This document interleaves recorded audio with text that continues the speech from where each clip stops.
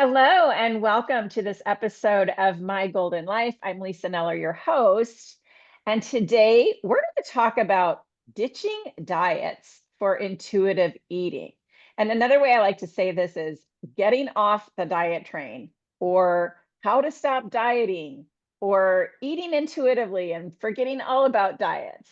And with me today is a special guest, Tobi Page.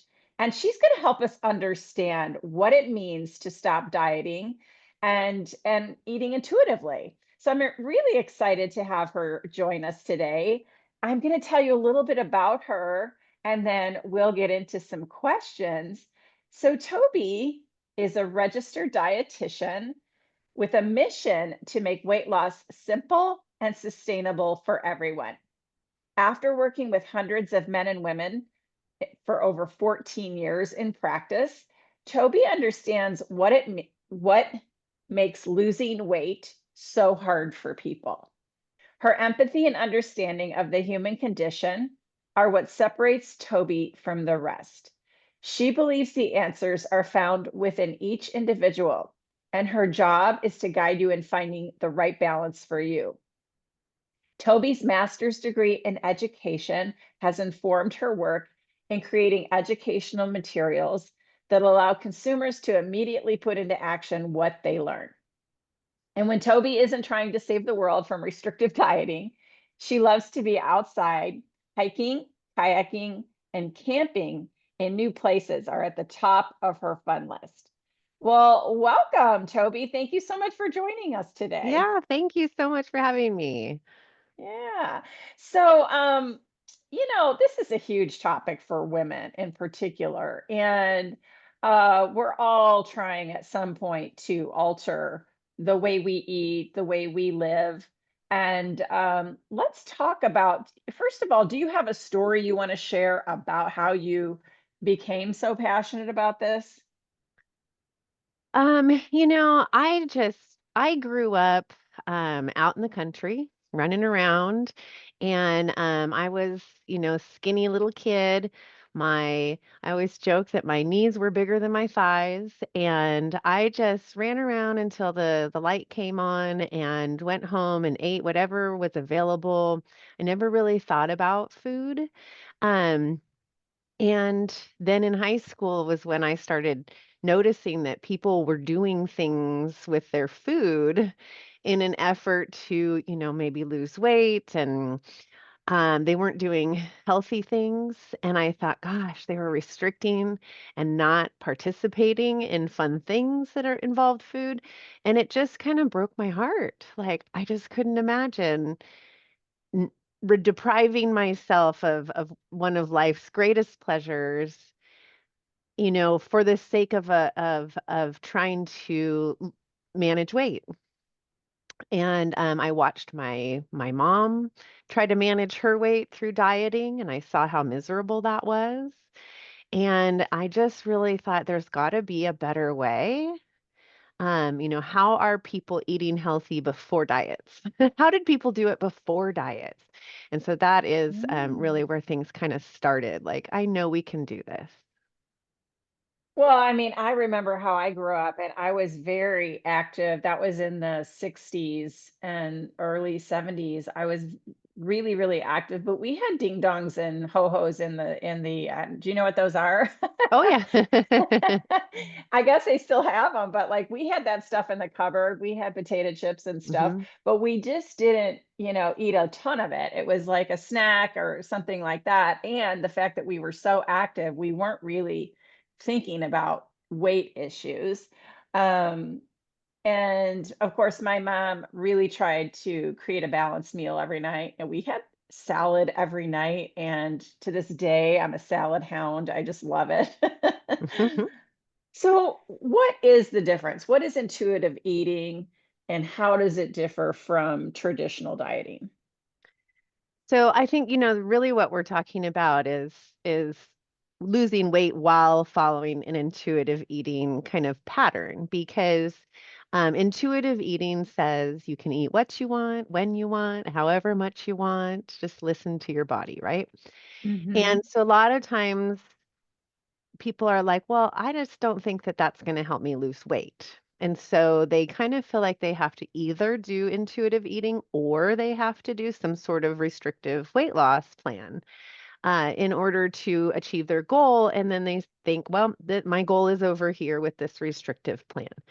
But really, what I do is I use intuitive eating to help people lose weight through tuning into your body's needs. So, the biggest difference between losing weight with intuitive eating versus losing weight with a restrictive diet is that with the restrictive diet, we're starting with the diet. Here's the diet plan, here's all the rules, and these are the things you need to do. And if you don't do them, we're going to tell you you're bad and shame you for that.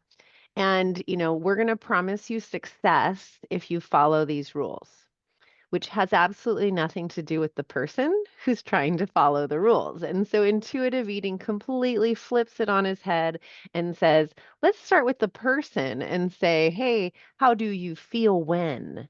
How do you feel when this or that? And so that's the biggest difference of following rules or following your body's signals. But I think that that's what's so scary about it is that, I grew up with my mom was on a diet since forever, right? Mm. So I was a little kid in the 80s and teenager through the 90s. And so this was like, it was standard for your mom to be on a diet, and it was standard for weight to be a concern. And so it just kind of started to be this, thing like, well, which diet are you on? Yes, because there have been so many touted in the media and in books and exercise gurus and all of that. Um, And in 2014, there was a study done about the, success rate of all of those named diets. So how Atkins and Weight Watchers and Jenny Craig and all of the diets that have a name, they actually research, well, which one is the best? What is helping people? And so we kind of figured that helping people means that they lost a significant amount of weight and they kept it off. Well, the keeping it off part was really the, the worst statistic for all of these diets. It was like, well, most of them didn't. There was like 1 to 3% of people that actually maintained the weight loss from following this restrictive diet. And when they looked at, well, who did lose the weight? They saw, well, it kind of didn't matter, like whether they restricted this or they restricted that, whatever it was that fit their lifestyle and they were able to stick to is what was most successful for that individual. And mm, so intuitive eating just plays right into that because we can find what's right for you instead of saying, this is my diet that's hopefully right for you, but it's probably only right for 1 to 3% of you, right? mm, yeah. I mean, I think I eat intuitively. There's so much talk about don't eat carbs. You need to have protein and mostly protein, some carbs, but like not sugar, stay away from bread. Like there are these ideas that we have learned. And I struggle with that personally because I really love bread. And I'll give you an example. The other day I went grocery shopping and I have been in the mood for bagels lately. Now I know bagels is not on the top of the healthy list, right? It's not terribly unhealthy. It's not the same as eating a donut, but I just have this conversation with myself and say, okay, well, you don't have to eat one every day. Just have one a week. Keep them in the freezer. Put them in the freezer in the garage so you won't access them so easily. I mean, there's this big game I play with the bagels. Right? And I want to feel good about it because I don't because I get some enjoyment out of them and then I don't want to overdo it. So and then of course it doesn't help my little bit of belly fat, but I'm okay with a little bit of fat at 66, just saying. So why do so many women in midlife struggle with diet confusion? And Well, then the second part of that is mhm, how can they start trusting their bodies? yeah. Okay, that's definitely two different questions. Okay. So I think that one of the biggest reasons that we're confused is because of the word healthy. Mm, So let's talk about your bagel, okay? yeah. Because you're like, well, it's healthier than a donut, but it's not at the top of the healthy list. And it's like, where does my bagel go? I want it. How often is it okay? And I think these are the questions that are so crazy making. Like, I really want it. How often is it okay to have it? Yeah. There's a lot of foods like that. I personally love bagels. I'm not sure if it's the bagel or the cream cheese that I like better, but I love bagels with cream cheese. And so I think just that fact of labeling it good or bad. Or we can use fancy labels like healthy and clean, or we can use, really, really nasty labels like junk and garbage and crap, right? So I think that this is Yes. actually where most of the confusion lies, is not understanding what your food is about and just categorizing it as good or bad. Okay, so back to your bagel. You were like, whoa, it's not as bad as that one, but maybe it's not as good as something else. And so, where do I put it? How do I understand my food better? Well, I like to just break it down to, well, what's in the food? All right, we have a bagel, your standard white bagel. Personally, I'm an everything bagel kind of girl. Uh-huh. And um, so that's a white bagel. That is basically just providing me carbs. Yeah. It's probably not giving me fiber because I'm not getting a whole wheat bagel. Not my favorite. It's not giving me any fat until I put my cream cheese on there. And Yeah. then it's not really giving me very much protein. So if I eat a bagel, I'm getting some carbs. I'm getting a lot of carbs. Hmm. But now I understand where the bagel fits into my life because if I put cream cheese on it, now I'm getting carbs and fat. And you know what? I just need to find some fiber and some protein to round out my meal. Now, a bagel is kind of like four pieces of bread squished together. Okay. It's a dense amount of carbs. Yeah. And so, you know, we're we're women over 40. We don't need four pieces of bread at once.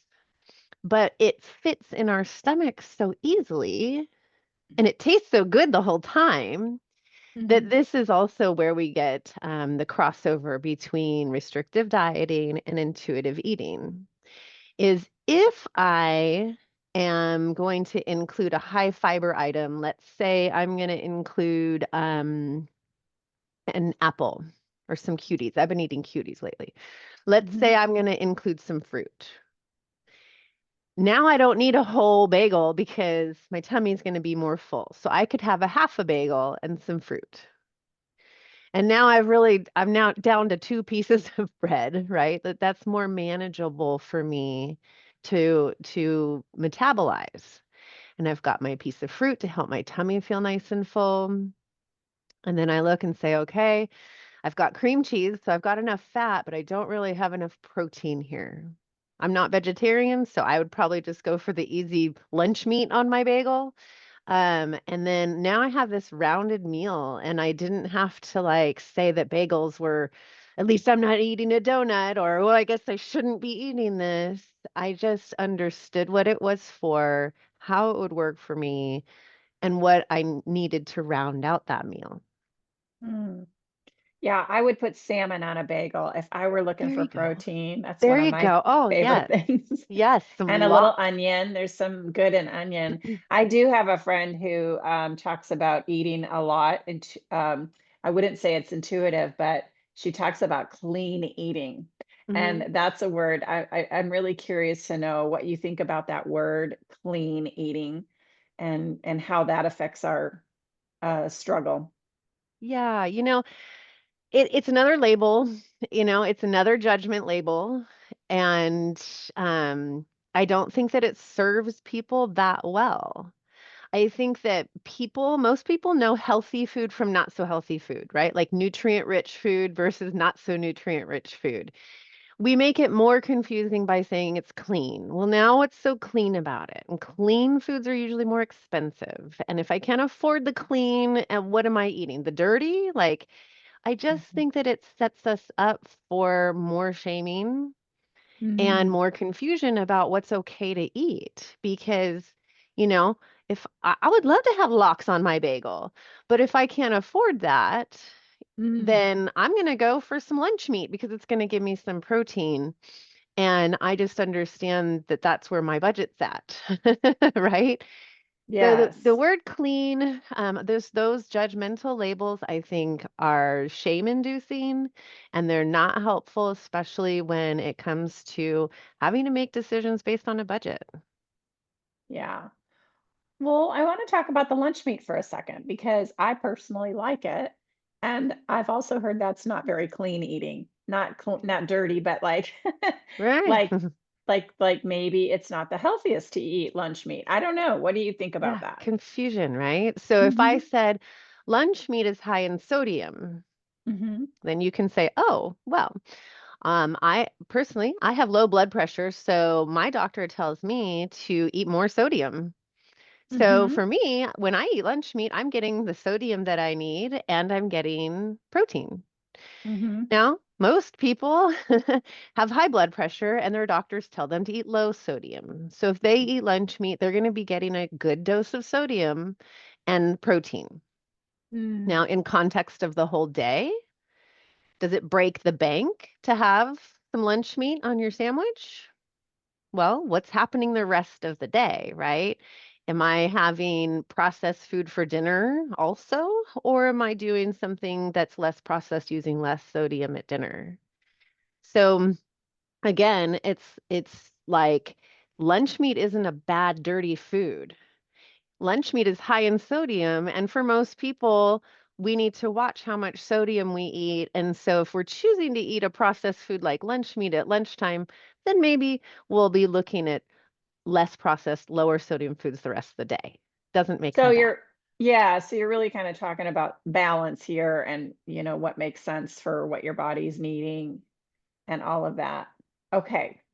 Um, let's see. What are some common myths about weight, health, and dieting that need to be debunked? Yeah, I thought about this question pretty hard because I thought, well, do we need to debunk the BMI? Do we still need to be debunking the BMI? The BMI chart is not a measure of health. It's a quick reference diagnosis or I'm sorry, it's a quick reference screening tool and should never ever be used for diagnosis. So that just leads me to the big myth that first of all, everyone who is fat has a bad diet. That is Mm, completely a myth. We need to accept bodies of all sizes. yes. We also need to know that being fit is far more impactful on your health than how fat you are. Hmm. So even if you are a larger person, staying fit in that body can really be the healthiest thing that you do. So, yeah, the goal is not to be thin. The goal is to provide your body with what it needs to have the energy to run around, to be full, to be clean on the inside, to be satisfied, to meet your nutrient needs for muscle repair and your immune system and all those good things without being overburdened by too much sodium, too high a blood sugar, right? So I think understanding how your food will affect your body is one step towards intuitive eating. Is that's the knowledge piece. The Mm, knowledge piece of how do I become I'm here I am, I just, landed from Planet Diet, and I just don't know anything about intuitive eating. What should I do first? I would say yes. first, let's understand how your food affects you. Hmm. What happens when you add protein to your salad? how does it feel differently than when you don't do that?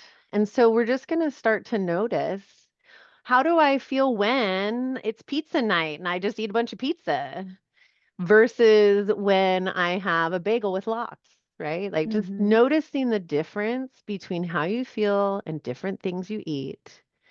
And then I think for folks who, have started on this journey, and are really looking to fine tune this, I offer a scale, a hunger fullness scale Mm-hmm. that you can rate your hunger and fullness.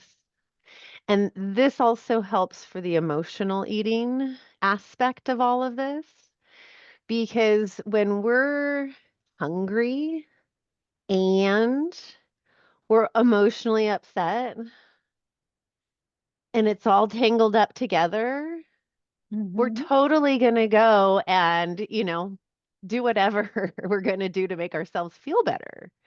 Yeah. And so the first thing we need to do is make sure we've been fed, and then rate your hunger. And if you can say, look, I know that I'm like pretty full here. I finished, I was a 7 on the scale, and now I'm kind of hanging out here. Maybe I've dropped a little, but man, this bowl of ice cream is like 10. I want it on a 10. And so kind of starting to just put some more objective numbers around how you feel and comparing them. So that can kind of help. So you're saying really start paying attention to how you feel when you eat anything, really. Just start noticing how you feel. And how does and then you sort of talked a little bit about emotional eating and how that can be a challenge for people. So what what role does mindfulness play? And this may be just part of what you just talked about, but what role does it play in intuitive eating and how can someone incorporate it into their daily meals? Sure, yeah, mindfulness is paying attention, right? I'm Hmm. I'm being mindful. So, the first thing to do would be to take away distractions. That's probably the hardest part. Take away the screens, turn off your phone, just take away some distractions. Notice your body. Sit up straight. Your digestive tract needs you to sit up, and have good posture. It needs you to swallow and take bites and get it all down there. So, eating without distraction is probably one of the hardest things for people. Definitely don't eat with TVs on. Let's turn the TV off. Just try to sit and eat and paying only attention to yourself. Okay, so this might get boring because I want to scroll something, I want to check something. And so you can think of your five senses. So here you are, you're sitting here and you can think, okay, what does this taste like? Okay. What does this smell like? Okay. What does this look like? Does it have different colors? Are things cut? Are my carrots cut in sticks or are they cut in circles? Or, what's going on? What does this look like? Do I have a variety of colors? Does this look like a kid would eat it or does this look like a fancy French restaurant? What does it sound like? Is it crunchy? Are you slurping when you eat it? Right? What is it? Just the sounds. Um, what did I miss? I got uh Hearing, you got the crunch. touch. Um, Oh, touch is touch. texture. So touch is texture. This is a really big one. What does this feel like in my mouth? Is it rough like sourdough bread, or is it smooth and creamy? Is Mm. it weird like quinoa, or Mhm. is it, or is it hearty like biting into a roast beef sandwich, right? Like, what are the different sensations I'm having? So that'll give you a little something to do while you're being mindful. You asked what the role of mindfulness in intuitive eating. So I can be very mindful. Okay, I'm being mindful about all this stuff. But my intuition is what tells me, hey, I'm hungry, go get something to eat. Mhm. and hey, we're full, let's stop. So it's the paying attention and then it's the Jiminy Cricket, right? It's the little conscience that says, hey, this is what's really going on with us. And I think one of the hardest things that people who've been on diets forever and ever, the hardest thing for them is trusting that intuition. And Mm. so we need mindfulness, but then we need to work on trusting that you can serve your body. So sometimes we need to eat carbs. And if you've Yeah. been restricting carbs forever, you might not trust that your body is asking you for carbs and that you should give it to it. Hmm. And that's the hardest part of intuitive eating is learning to trust. I feel like I'm a pretty good intuitive eater, and I really like what I'm going to put this in quotes, healthy food. For example, my husband doesn't like salmon, so when he goes out of town, I can't wait to have a salmon dinner and make it on top of a salad, a bed of lettuce, and some crunchy vegetables. So, like when you were describing all the different senses, I'm picturing making my salad, Nice. and I can't wait. Um, and I also have cravings for a little bit of sugar. I've gotten into eating chocolate covered pretzels, dark chocolate, and um, and that satisfies my sweet tooth. But again, I don't go through the whole bag. I just have a couple maybe, and then I feel really good. Um, so how can someone start? Like, give us some ways that people can just start right now learning about intuitive eating and practicing it, and then we're going to talk about how they can find you. Sure. Yeah. I think, I always start people with the hunger fullness scale. Um, a lot of times people just eat by the clock because it's time to eat. There's a lot of breakfast is a whole different thing. I know we're running out of time to talk about things like intuitive eating versus intermittent fasting and things like that. But um, there's I think that just starting with rating your hunger and your fullness throughout the day. So before you eat, how hungry are you?